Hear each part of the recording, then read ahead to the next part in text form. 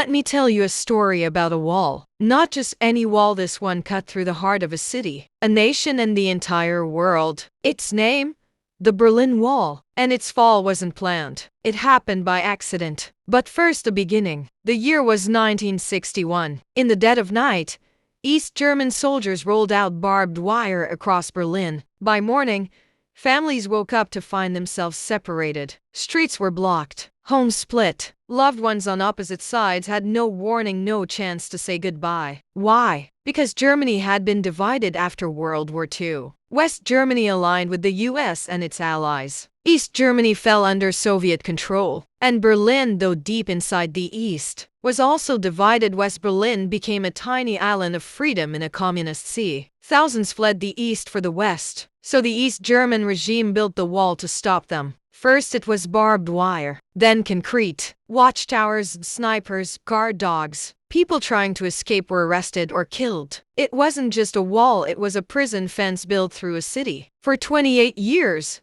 it stood, cold, gray, unmoving. But the people? They never stopped hoping. Whispers of freedom spread. Small protests turned into movements. And by the late 1980s, change was happening fast. Poland elected a non-communist government. Hungary opened its borders. East Germans started fleeing through neighboring countries. Pressure was mounting. The people were restless. Then came November 9, 1989. At a live press conference, an East German official, visibly confused, was handed a note about new travel rules. Reporters asked when they'd go into effect. He hesitated, looked down, and said the words that would change history. As far as I know, immediately. Immediately. That night, tens of thousands of East Berliners gathered at the wall. Checkpoint after checkpoint was overwhelmed. Guards radioed for orders but got silence. With no clear command, they made a choice: open the gates. And suddenly what was once unthinkable happened. Crowds flooded through. People from East and West embraced. They climbed on top of the wall,